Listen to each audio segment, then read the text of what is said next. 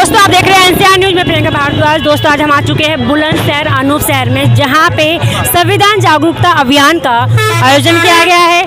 आइए यहाँ के लोगों से जानेंगे और पूछेंगे इनसे कि यहाँ पे आए हुए लोगों को कैसा लग रहा है और संविधान जागरूकता अभियान जो रखा गया है इसके पीछे का क्या रीज़न है, क्या पर्पज़ है, क्यों किया जा रहा है। आइए पीछे जानना चाहूँगी। मेरा नाम गजेंद्र सिंह है। जी सर, आपने जो आज जागरूकता अभियान रखा है इसके पीछे का क्या रीज़न है सर? ऐसा है ना, हमारे समाज में अभी तक संविधान को मानने वाले तो हैं, बाबा साहब की जय भीम बोलने वाले हैं, लेकिन संविधान को पढ़ने वाले, संविधान के विषय में जानने वाले लोग नहीं हैं। तो इन कार्यक्रमों के माध्यम से जो हमारे आयोजक हैं और जो हमारे जो चीफ गेस्ट जो आ रहे हैं केपी चौधरी जी, वो समाज को ये बताने का काम करेंगे कि भाई संविधान को मानते मानते हम लोग संविधान के बारे में भूल रहे हैं कि संविधान क्या कहता है, बाबा साहब क्या कहते हैं। तो इन कार्यक्रमों के माध्यम से ये कार्यक्रम स्टार्टिंग है, शुरुआत है जिला बुलंदशहर में। इसके बाद में बहुत सारे कार्यक्रम हम लोग जो लगाएंगे और लोगों को जा करके समझाएंगे कि भाई संविधान पढ़ो, बच्चों को संविधान पढ़ाओ। जब संविधान पढ़ेंगे तभी तो बाबा साहब को जानेंगे।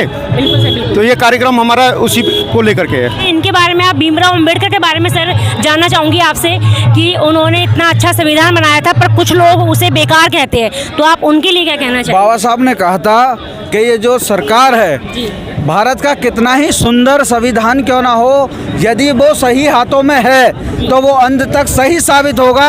यदि कितना ही खूबसूरत संविधान हो, यदि वो गलत हाथों में है तो वो अंत तक गलत साबित होगा। जब बाबा साहब ने अपना संविधान दिया था तो उस टाइम बाबा साहब की आंखें नम थी। तो बाबा साहब से पूछा गया था कि आप ऐसे क्यों नर्वस हैं, तो बाबा साहब ने दिया था, ये जो संविधान है ये बड़ा खूबसूरत है, मैंने इसे बनाया है अपने देश की तरक्की के लिए, मगर जिसको मैं सौंप रहा हूँ ये मेरे हाथ नहीं है, ये हमारे लोग नहीं हैं, ये मनुवादी विचार के लोग हैं। यदि ये संविधान जब तक अच्छे हाथों में नहीं जाएगा तब तक ये संविधान सही साबित नहीं होगा। नेता कभी शक्तिमान नहीं बनता है, नेता कभी शक्तिमान नहीं बनता।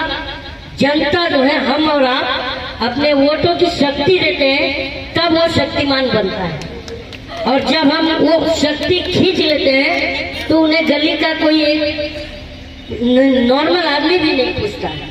तो ये हमारी ताकत है और उस ताकत को हम गलत जगह इस्तेमाल करते हैं तो वो ताकत को, हमारी जो शक्ति जो हम देते हैं उसी शक्ति का जो है उपयोग जनता पर नेता करता है। तो इसलिए मैं बोलता था कि नेता जो बनना चाहिए वो केपी चौधरी साहब जैसा बनना चाहिए। और लोकसभा में अगर कोई दहाड़े तो मैं समझता हूँ कि केपी चौधरी साहब को दहाड़ना चाहिए, क्योंकि मैंने वो बात देखी थी केपी चौधरी साहब में वो ईमानदारी नेता में बहुत कम मिलती है। बहुत पहले मैं बोलता भी था कि नेता अगर न लेता होता तो भारत विश्व विजेता होता। और मैं सोच चिड़ैयन की बगियन में बिस्तर डाल के लेता होता। तो जो लेता है वो नेता नहीं होना चाहिए। तो चौधरी साहब जैसा बंदा जो है बहुत मैंने रेयरली देखा, इसलिए मैं इनकी सभा में पहली बार किसी मंच को, पॉलिटिकल मंच को शेयर कर रहा हूँ चौधरी साहब के लिए। बाबा साहब के मिशन को और बाबा साहब अम्बेडकर के बनाए हुए संविधान को किस तरीके से भारत का उसका जो लाभ है भारत के अंतिम व्यक्ति तक कैसे पहुंचे, इसमें समाज के लोगों को उनसे ताकत लेने के लिए और ताकत देने के लिए, उनको उनसे ज्ञान लेने के लिए और उनको अपनी नॉलेज बांटने के लिए, उनकी भागीदारी सुनिश्चित कराने के लिए आज इस सभा का आयोजन किया गया है। जानना ये था, जैसे खास करके आपने यही इलाका क्यों चुना? मैं पूरे देश में जाता हूँ, जैसा आप मैंने बताया पूरे वर्ल्ड में मैं जाता हूँ। आज सौभाग्य से मेरे नेटिव, मतलब मेरा जो नेटिव डिस्ट्रिक्ट है बुलंदशहर, उसके करीमपुर गांव में सभा आयोजित हुई है। अभी अगले दिनों 3-4 दिन में हमारा जाडोल जो गांव है उसके अंदर एक सभा का आयोजन किया जा रहा है। तो जगह जगह अभी पिछले दिनों हम लोग, एक भैंसवाड़ा गांव था उसमें भी हम लोगों ने अभी सभा का आयोजन किया था और जगह जगह कार्यक्रम चल रहे हैं। तो ऐसा विशेष बात नहीं है ये। तो मुझे, जैसे कि अभी मुझे शाम को अभी देहरादून जाना है, रात को मेरी 10 बजे के आसपास एक और मीटिंग देहरादून में है।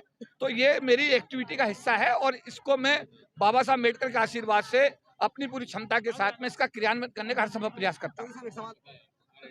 देखिए, इसमें मान्यवर काशीराम जी की अगर एक हम यहाँ कथन को कोट करते हैं कि राजनीति सत्ता की कुंजी है। अगर बहन मायावती जी उत्तर प्रदेश की अगर नहीं मुख्यमंत्री बनती तो जिस तरीके से मिशन, बाबा साहब के मिशन को उन्होंने लागू किया, अम्बेडकर पार्क नोएडा में बनाए, लखनऊ में बनाए, जिस तरीके से उन्होंने महापुरुषों के नाम पे जिले बनाए, गौतम बुद्ध विश्वविद्यालय बनाया, उन्होंने इतने बड़े बड़े काम किए, वो तभी संभव हुआ जब वो राजनीति में आई, राजनीति की जो पूंजी थी, सत्ता थी, उनके हाथ में आई।